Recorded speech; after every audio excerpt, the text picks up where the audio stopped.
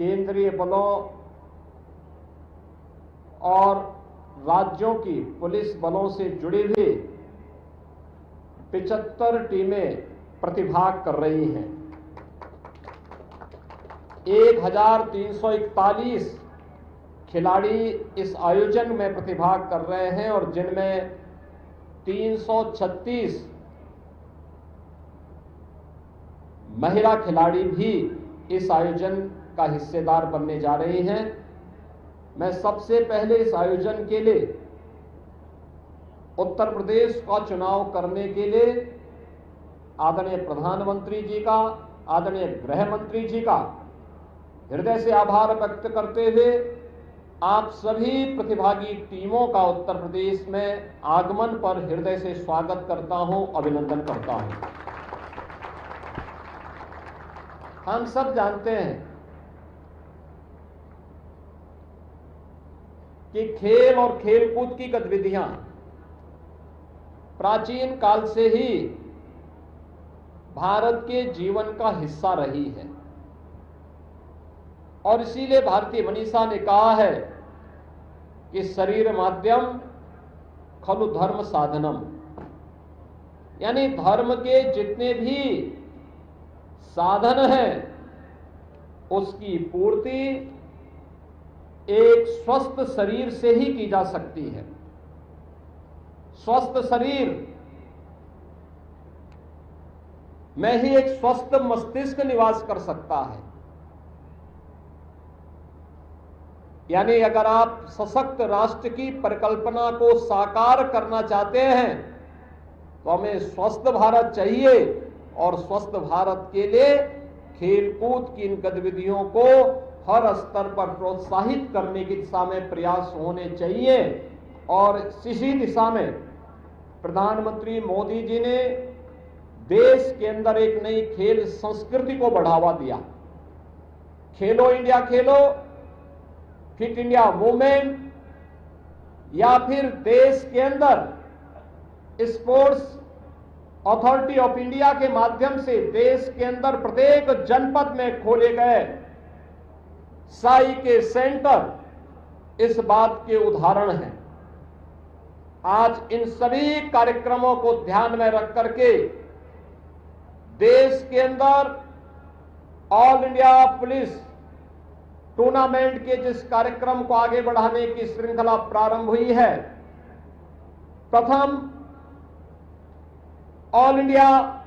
Police handball cluster का आयोजन आज उत्तर प्रदेश की राजधानी में आयोजित हो रहा है, जिसमें हमारे 75 टीमें, जिसमें केंद्रीय बलों, देश के अंदर पुलिस बलों के जवान हैंडबॉल, बास्केटबॉल की अलग अलग टीमों के माध्यम से इस पूरे कार्यक्रम में सहभागी बन रही हैं। मैं इस अवसर पर आप सभी को उत्तर प्रदेश आगमन पर और बास्केटबॉल के इस क्लस्टर के साथ जुड़ने के लिए हृदय से अभिनंदन करता हूं। यह अपने आप में एक खेल का महाकुंभ जैसा है। पहली बार किसी प्रतियोगिता में 75 से अधिक टीमें और 1341 खिलाड़ी एक साथ प्रतिभाग कर रहे हो। मुझे लगता है कि ये बहुत कठिन और चुनौतीपूर्ण अवसर होते हैं जब इस प्रकार की स्थिति आती होगी, लेकिन ये उत्तर प्रदेश में आज हम सबको देखने का अवसर प्राप्त हो रहा है कि प्रदेश की राजधानी में देश भर से, पूर्वोत्तर के सुदूर मणिपुर से लेकर के केरल और तमिलनाडु तक की टीमें, जम्मू कश्मीर से लेकर के केरल और तमिलनाडु तक की टीमें, तेलंगाना की टीमें, वेस्ट बंगाल की टीम, ये सभी इस आयोजन का हिस्सेदार बन करके इस आयोजन को एक नई ऊंचाई तक पहुंचा करके एक भारत श्रेष्ठ भारत की इस परिकल्पना को भी साकार इस प्रतियोगिता के माध्यम से कर रही है। हमें खेल और खेलकूद की गतिविधियों को आगे बढ़ाने के लिए आज देश ने एक नई खेल संस्कृति को आगे बढ़ाया है और आज उसी का परिणाम है कि खेलकूद भी व्यक्ति के जीवन को सजाने और संवारने का एक माध्यम बन रहा है। हमने स्वयं उत्तर प्रदेश के अंदर एक खेल नीति लागू की है और मुझे बताते हुए प्रसन्नता है कि हमने पिछले 5 वर्ष के दौरान अकेले उत्तर प्रदेश पुलिस बल में उत्तर प्रदेश पुलिस बल का हिस्सा बनाने के लिए 500 से अधिक अंतर्राष्ट्रीय प्रतियोगिताओं में भागीदार बने मेडल प्राप्त करने वाले खिलाड़ियों को उत्तर प्रदेश पुलिस बल का हिस्सा बनाया है। हमने उन्हें उत्तर प्रदेश पुलिस में सीधी भर्ती के माध्यम से उनके लिए व्यवस्था देकर के 500 से अधिक खिलाड़ियों को अब तक हम लोग उत्तर प्रदेश पुलिस के अलग अलग पदों में भर्ती करने का काम किए हैं। इससे उत्तर प्रदेश के अंदर एक नई खेल संस्कृति को बढ़ावा देने के लिए समाज के अलग अलग तबकों में भी एक नया प्रोत्साहन देखने को मिल रहा है और अलग अलग विभागों के माध्यम से भी हम लोगों ने खिलाड़ियों के लिए विशेष प्रावधान किए हैं। खासतौर पर ओलंपिक, कॉमनवेल्थ, एशियाड या वर्ल्ड चैंपियनशिप से जुड़ी हुई प्रतियोगिताओं में मेडल प्राप्त करने वाले उन खिलाड़ियों को हमने उत्तर प्रदेश में प्राथमिकता के आधार पर नौकरी देने का कार्य किया है और मुझे बताते हुए प्रसन्नता है कि उत्तर प्रदेश सरकार इस दिशा में तमाम प्रकार के प्रावधान उन खिलाड़ियों के लिए स्वयं भी करती है जिन लोगों ने उत्तर प्रदेश के प्रतिभागी खिलाड़ी के नाते देश के लिए खेला है। उनके लिए हम लोगों ने तमाम प्रकार की सुविधाएं और प्रोत्साहन आज प्रदेश के माध्यम से हम लोगों ने आगे बढ़ाने का कार्य किया है। खासतौर पर जब हम लोग इसकी चर्चा करते हैं तो खेल कूद की गतिविधियों को आगे बढ़ाने के लिए युवक मंगल दल और महिला मंगल दलों को 65,000 से अधिक ऐसे मंगल दलों को हम लोगों ने स्पोर्ट्स किट गांव-गांव में वितरण करने का काम किया है। आज उत्तर प्रदेश में 84 स्टेडियम, 67 बहुउद्देशीय हॉल, 15 सिंथेटिक हॉकी स्टेडियम, 2 अंतर्राष्ट्रीय क्रिकेट स्टेडियम, 13 कुश्ती हॉल, 38 तरणताल, 47 अत्याधुनिक gym centre, 20 synthetic tennis court, 16 छात्रावास भवन, 8 shooting range, 14 synthetic basketball court, 4 synthetic running track और 2 judo hall, 12 weight lifting hall, 2 indoor volleyball hall और 19 डॉर्मेट्री आदि खेल कूद की गतिविधियों के लिए हमने अवस्थापना सुविधाओं का विकास इस रूप में प्रदेश में किया है। 18 जनपदों में खेल विभाग द्वारा संचालित 44 स्पोर्ट्स हॉस्टल में 16 खेलों के लिए 740 खिलाड़ियों के रहने की व्यवस्था आज उत्तर प्रदेश के अंदर है। 3 स्पोर्ट्स कॉलेज गोरखपुर में, लखनऊ में और इटावा में पहले से ही संचालित हैं, जिनमें खेल इंफ्रास्ट्रक्चर के साथ साथ कुशल प्रशिक्षकों की भी तैनाती हम लोगों ने की है। प्रदेश के अंदर गुरु गोविंद सिंह स्पोर्ट्स कॉलेज लखनऊ के मेजर ध्यानचंद हॉकी स्टेडियम में अंतर्राष्ट्रीय स्तर का एस्ट्रोटर्फ लगाया गया है तथा फ्लड लाइट की भी व्यवस्था वहां पर की गई है। स्पोर्ट्स कॉलेजेस और स्पोर्ट्स हॉस्टल्स के खिलाड़ियों को हम लोगों ने उनकी जो डाइट थी प्रतिदिन की उसको भी बढ़ाने का काम किया है। स्पोर्ट्स हॉस्टल में उत्कृष्ट प्रशिक्षण के लिए 50 अंतर्राष्ट्रीय खिलाड़ियों को 1,50,000 रुपए प्रति माह के मानदेय पर हम लोगों ने उन्हें वहां पर नियुक्त भी किया है। प्रदेश के अंदर वाराणसी में भी प्रदेश का तीसरा इंटरनेशनल क्रिकेट स्टेडियम का निर्माण कार्य युद्ध स्तर पर चल रहा है। वाराणसी के सिंगरा में डॉक्टर संपूर्णानंद स्पोर्ट्स स्टेडियम में अभी हाल ही में 287 करोड़ रुपए की लागत से इंटरनेशनल स्टैंडर्ड के नया इंडोर स्टेडियम का निर्माण किया गया है, जिसमें बैडमिंटन, बास्केटबॉल, स्विमिंग, स्कूनर सहित 20 से अधिक इंडोर खेलों की सुविधाएं वहां पर प्रदान की गई हैं। और उत्तर प्रदेश में मेरठ में मेजर ध्यानचंद स्पोर्ट्स यूनिवर्सिटी के निर्माण का कार्य भी वर्तमान में युद्ध स्तर पर चल रहा है और मुझे बताते हुए प्रसन्नता है कि उत्तर प्रदेश का स्पोर्ट्स यूनिवर्सिटी पहला सत्र इसी वर्ष से इसका प्रारंभ होने जा रहा है। आज हम भारत सरकार के सहयोग से हर जनपद में एक जनपद एक खेल योजना के अंतर्गत खेलो इंडिया सेंटर की स्थापना के कार्यक्रम को युद्ध स्तर पर आगे बढ़ा रहे हैं। अर्जुन पुरस्कार, द्रोणाचार्य पुरस्कार, मेजर ध्यानचंद पुरस्कार, खेल रत्न पुरस्कार और खेल के क्षेत्र में पद्म पुरस्कार प्राप्त करने वाले खिलाड़ियों को प्रदेश सरकार 20,000 रुपए प्रति माह की वित्तीय सहायता प्रदान करती है। वृद्ध, अशक्त और विपदाग्रस्त राज्य स्तर के पूर्व खिलाड़ियों को 4,000 रुपए, राष्ट्रीय स्तर के खिलाड़ियों को 6,000 रुपए और अंतर्राष्ट्रीय स्तर के खिलाड़ियों को 10,000 रुपए प्रति माह की वित्तीय सहायता भी राज्य सरकार उन्हें प्रदान करती है। उत्कृष्ट प्रदर्शन करने वाले खिलाड़ियों को प्रदेश का सर्वोच्च खेल पुरस्कार लक्ष्मण पुरस्कार पुरुष वर्ग में, रानी लक्ष्मीबाई पुरस्कार महिला वर्ग में भी प्रदान किया जाता है। इन खिलाड़ियों को लक्ष्मण पुरस्कार में लक्ष्मण जी की कांस्य प्रतिमा, प्रशस्ति पत्र और 3,11,000 रुपए की पुरस्कार राशि दी जाती है और महिला वर्ग में रानी लक्ष्मीबाई की कांस्य प्रतिमा, प्रशस्ति पत्र और 3,11,000 रुपए की पुरस्कार राशि प्रदान की जाती है। राज्य सरकार द्वारा अंतर्राष्ट्रीय प्रतियोगिताओं जैसे Olympic games, Commonwealth games, world championship तथा एशियन गेम्स में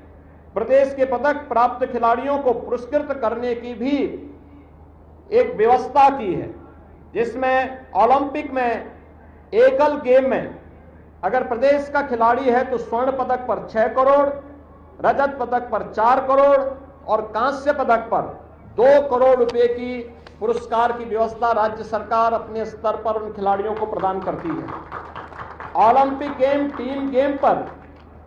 स्वर्ण पदक पर 3 करोड़, रजत पदक पर 2 करोड़ तथा कांस्य पदक पर 1 करोड़ रुपए का पुरस्कार राज्य सरकार प्रदान करती है। एशियन गेम्स में स्वर्ण पदक पर 3 करोड़, रजत पदक पर 1.5 करोड़ और कांस्य पदक पर 75 लाख रुपए का पुरस्कार, कॉमनवेल्थ गेम्स में स्वर्ण पदक पर 1.5 करोड़, रजत पदक पर 75 लाख और कांस्य पदक पर 50 लाख रुपए नगद पुरस्कार की घोषणा उन सभी खिलाड़ियों के लिए करती है जो मेडल प्राप्त करते हैं और प्रदेश से प्रतिभाग करते हैं। आज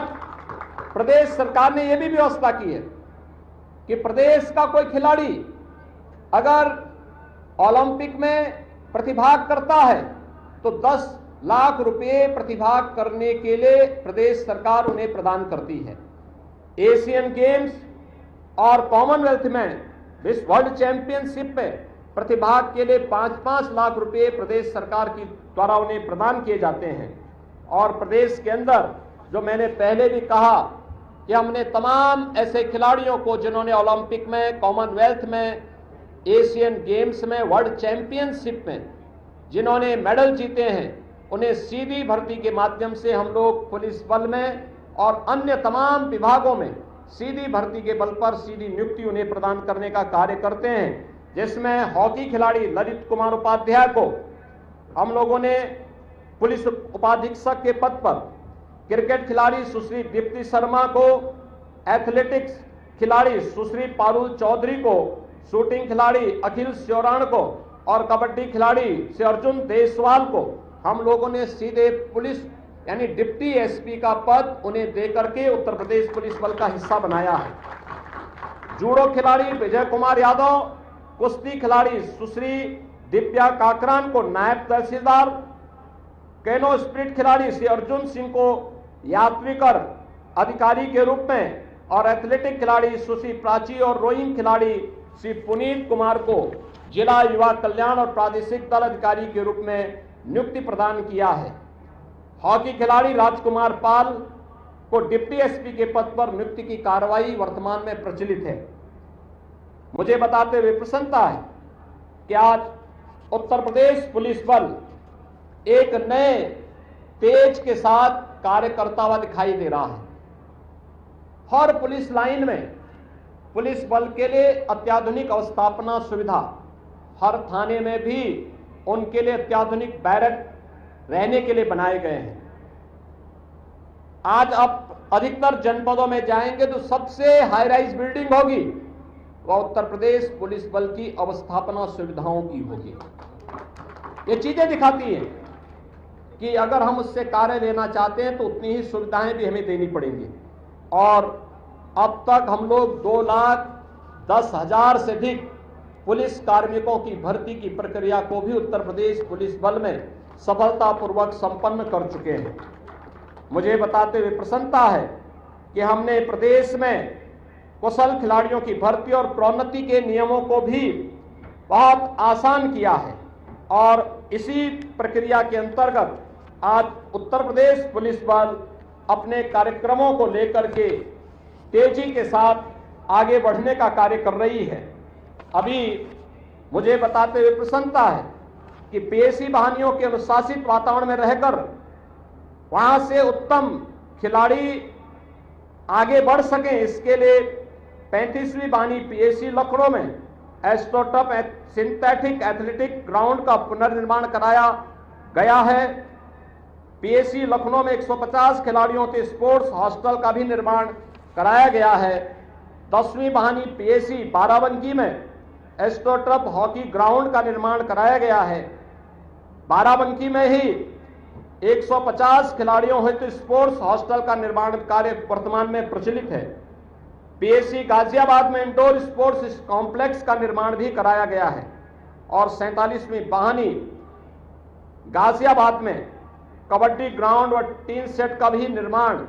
वहां पर उनकी सुविधा के लिए कराया गया है। Uttar Pradesh police sports control board को खिलाड़ियों के खेल विकास हेतु 10 करोड़ रुपए उपलब्ध कराने की घोषणा की गई है और इस पर कार्य वर्तमान में चल रहा है। मुझे बताते हुए प्रसन्नता है कि उत्तर प्रदेश के इन सभी कार्यक्रमों का असर, जो अवस्थापना सुविधाओं का विकास हुआ है, जो स्पोर्ट्स की एक्टिविटीज बढ़ी हैं, स्पोर्ट्स कोटे से विशेष भर्ती और वहां पर उन्हें विशेष प्रोत्साहन दिया है, उसका असर आज उसकी कार्य पद्धति के माध्यम से भी देखने को मिलता है। यह एक बास्केटबॉल हैंडबॉल क्लस्टर का एक मिनी कुंभ यहां पर हम देख रहे हैं, लेकिन 13 जनवरी से 26 फरवरी के बीच में पूरे देश ने और पूरी दुनिया ने प्रयागराज की धरती पर महाकुंभ 2025 के दर्शन किए थे और उत्तर प्रदेश पुलिस बल के व्यवहार और कार्यकुशलता की सराहना हर उस व्यक्ति ने जो महाकुंभ में आया था। 66 करोड़ से अधिक उन श्रद्धालुओं ने उत्तर प्रदेश पुलिस बल की कार्यकुशलता की सराहना मुक्त कंठ से की है। इस अवसर पर आप सभी महाकुंभ की इस धरा पर लखनऊ में पधारे हैं। मैं आप सबका all India police handball cluster 2025 के शुभारंभ के अवसर पर आप सबका मैं हृदय से स्वागत करता हूं और विश्वास करता हूं कि आप सभी उत्कृष्ट खेल भावना का परिचय देते हुए एक भारत श्रेष्ठ भारत के निर्माण में अपना योगदान देंगे। आप सबके प्रति और इस पूरे आयोजन के प्रति मेरी मंगलमय शुभकामनाएं हैं। धन्यवाद। जय हिंद।